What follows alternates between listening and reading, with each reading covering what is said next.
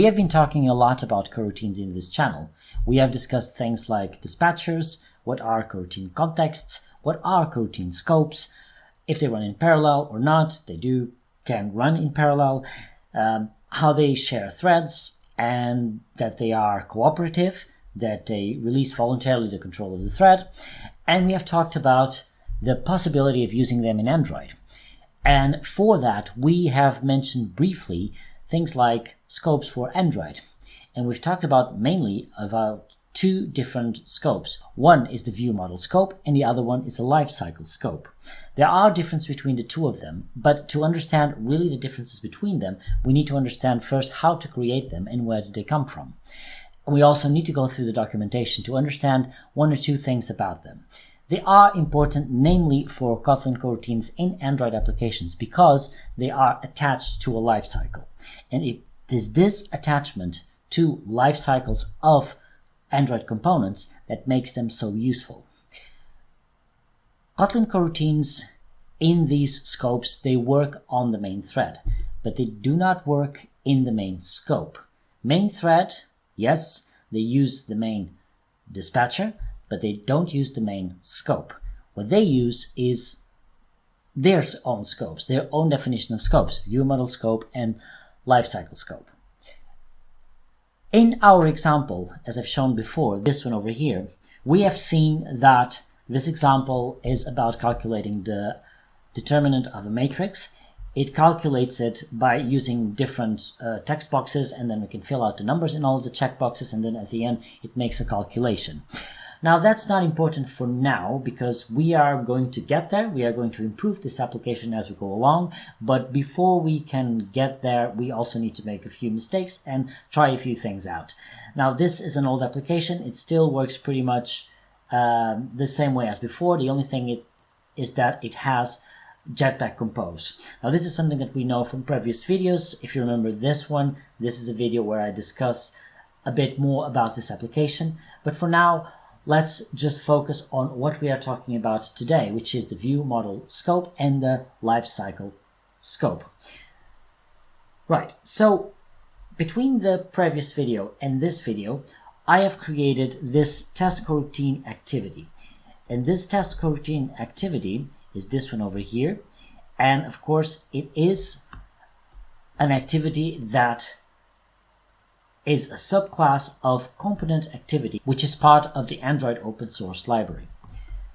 What we do here, we create an activity that has an onCreate, and in the onCreate we are going to create the controls that we need for our application.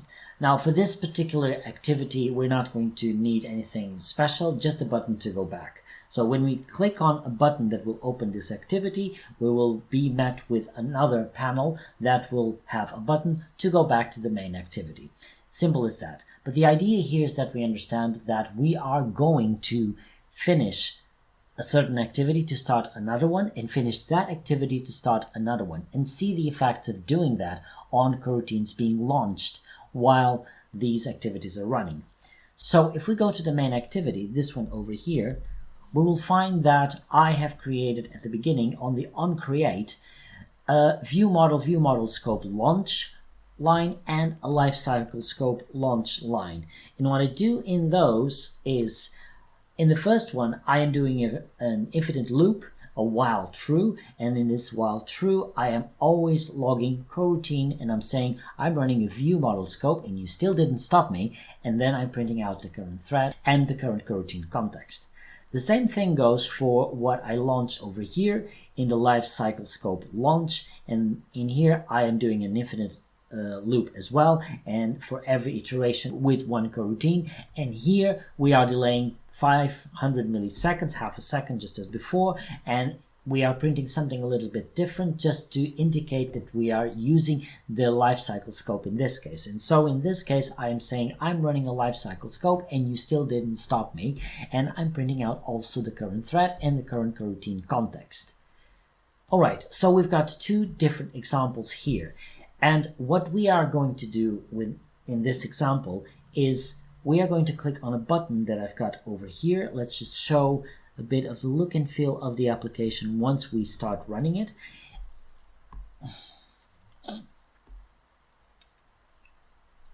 we can see here that we've got a button called Submit and a button called Test Coroutines. It is the test coroutines that we are going to use because we want to open the activity that contains this test coroutines activity, the one we just saw before, in the left side of the screen. And here we will start test coroutine activity, and we will also, very important, we will finish the main activity. So we will finish this activity after we call this other activity. And that is important because that is the way these coroutine scopes can be handy for us. Right, so we've got this button, and when we click on that button, we will go to another activity, which is the one we just talked about, the test coroutine activity, which simply has a button. We can look at the look and feel of it. We can see that the rendering isn't the best because what this will actually do is create a button that is the exact size of the screen of our mobile device. And so the best we can do right now is to start running this application and see what happens in Logcat to understand if these two coroutines that we are launching will be stopped or not. Now, regarding everything that we just said before, we can immediately conclude that they will stop when we change the activity, but let's just see if that is exactly what's going to happen. If I press the play button, we will see now the application running here on this side of the screen. Let me put it a little bit bigger so that we can read it. All right, so this is the main page of the application. Now what we want to do is see what is going on in Logcat. If we look at Logcat, it's printing out lots of log lines, and we can see that we are printing out the two kinds of scopes. So the two different coroutines are printing out and are going in that endless loop and just printing out the logs that they belong to. And we can see here that we've got the main thread. In all of these occasions, we've got the main thread. And we can also see that the scope is the standalone coroutine scope. And we have a dispatcher, which is slightly different than the dispatcher that we are used to, which is the Dispatchers.Main immediate. And Dispatchers.Main immediate, it is slightly different than the Dispatchers.Main, of course, because we wouldn't expect to find the same exact dispatcher. But this main dispatcher allows us to work with these two different scopes. We will see that in a future video. For now, the important thing is that we need to understand what is going to happen when I change the activity and stop this activity. So I press on test coroutines, it opens a new activity with a huge button that occupies the whole panel, and we can see that our logs have halted. And this tells us that by finishing off the other two coroutine scopes, we have finished also the coroutines that are running on them. Just to make sure that we understand a bit more about this, let's just run the same thing and not make major changes in the code. Just simply go to the main activity, and instead of running via the viewModelScope or the lifecycleScope, let's just run them through the global scope or even the main scope. Now, IntelliJ is already warning us that a global scope is a delicate API and its use requires care. We have seen this before in a non-Android application. A simple server-side application, this happens as well.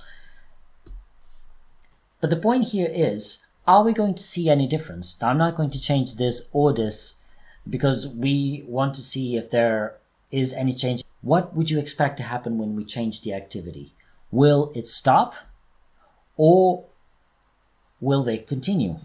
Now, if we go to Logcat at this point, we see that everything is running just like we expected it. We've got the same logs, and it is saying lifecycleScope, viewModelScope. We know that it is that this is about the global scope and the main scope. What we've got over here we've got the global scope, and here we've got the main scope. Now, if I press test coroutines, it opens a new activity. It finishes off the main activity, but look at what happens now. It keeps on running them. They are just running, and they are running, both of them are running. The global scope launched coroutines and the main scope launched coroutine. Both of these coroutines are still running even after we changed activity. which is the main reason why we need to use scopes that are attached to our components in one or the other way. They will continue to run, and as long as I keep opening and closing, more will be running at the same time. And that is not what we want in an efficient application. So I will now stop the application because otherwise we will have too many coroutines running on my machine, and I do not want that. Let me just revert this and go back to the viewModelScope and the lifecycleScope. Now it's time for us to read the documentation and understand what these scopes do. Now, if we go to the documentation of Android, I don't want to print out the survey. We can go to this website over here, and we can see that this is developer.android.com/topic libraries architecture/coroutines, and we can see here use Kotlin Coroutine with lifecycle aware components. Here we can find information about these two different scopes. The first scope that they mention is the viewModelScope, and they say that a viewModelScope is defined for each view model in your app. Any coroutine launched in this scope is automatically cancelled if the view model is cleared.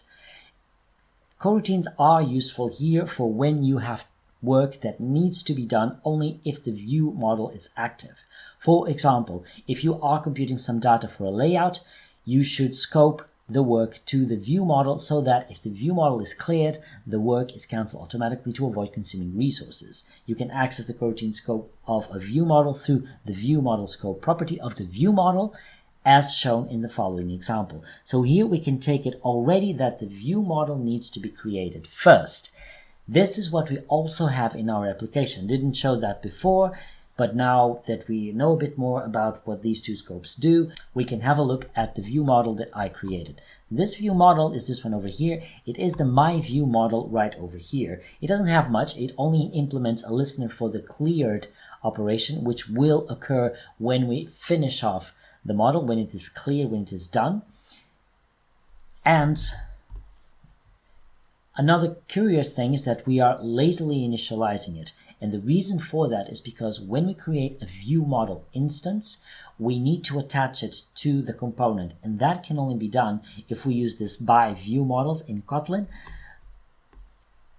I take it that using Java, it would be something different and perhaps a bit more complicated to initialize. But in any case, we've got here the view model, and we can also have a look at the documentation of view models.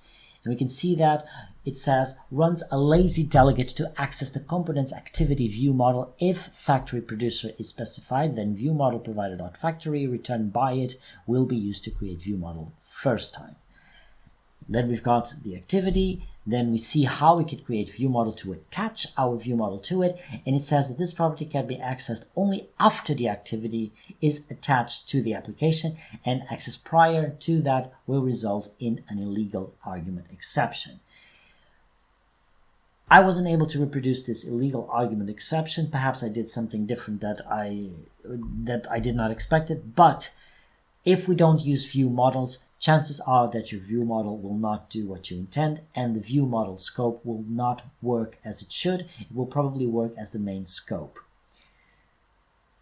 Now, having that out of the way, what's important for us to understand with this video is that we can run an application like this, and if you just want to make sure that our coroutines finish, we can use then one scope or the other. And we can see here that it's exactly what happens when we change the activity. Now that I fixed the code back to where it used to be, we can see here that all of the logs have stopped, the coroutines have stopped, and what's also important is that we've got here a log that says view model cleared, and we should have that over here as well somewhere. View model cleared, all coroutines in viewModelScope are cancelled. So this one is called here. Now we can also hear already a difference, and that is that with view model we can implement whatever we want here. I mean, this is just a class, and we can here just use the different listeners. For example, the onClear, but there are probably more override. We've got these typical ones at closable. We've got equals. Now these three are normal ones, but we've got this one as well if we want to do something there. It's probably a more advanced feature of viewModel, but not for now. The idea here is that we can see this difference very clearly with the viewModelScope and the lifecycleScope. LifecycleScope comes literally out of the box from the component activity. Let's have a look further into the rest of the scopes, which in this case is just a lifecycleScope. Now for the lifecycleScope, we can see that in the documentation, it is said that a lifecycleScope is defined for each lifecycle object. Any coroutine launched in this scope is cancelled when the lifecycle is destroyed.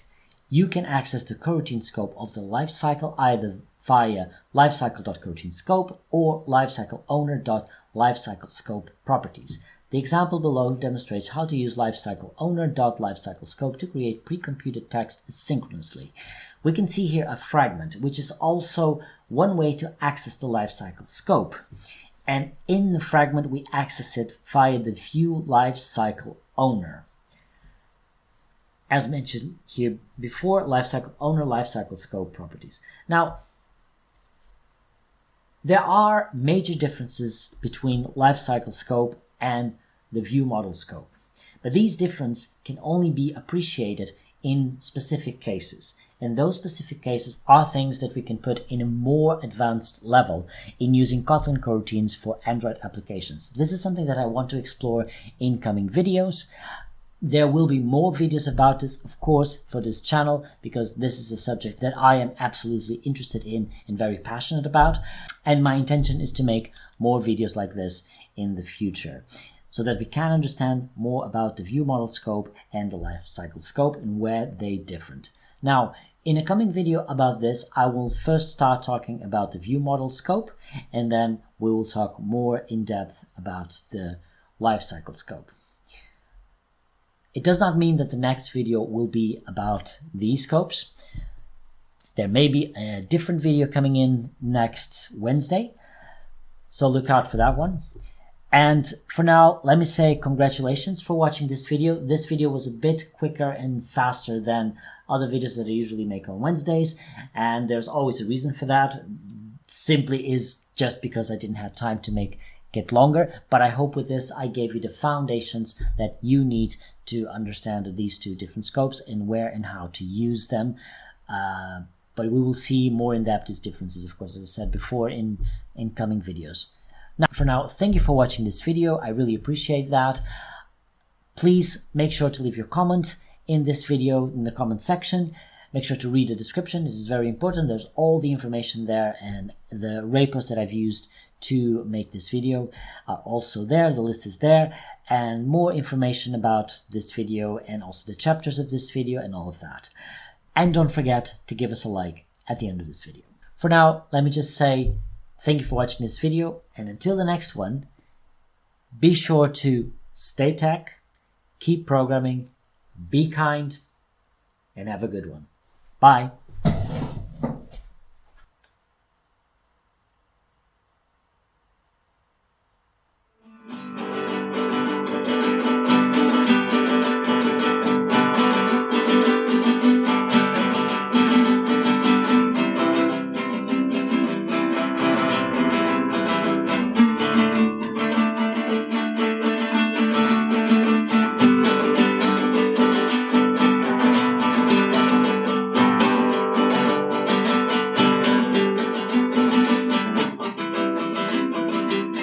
As a short disclaimer, I'd like to mention that I'm not associated or affiliated with any of the brands eventually shown, displayed, or mentioned in this video.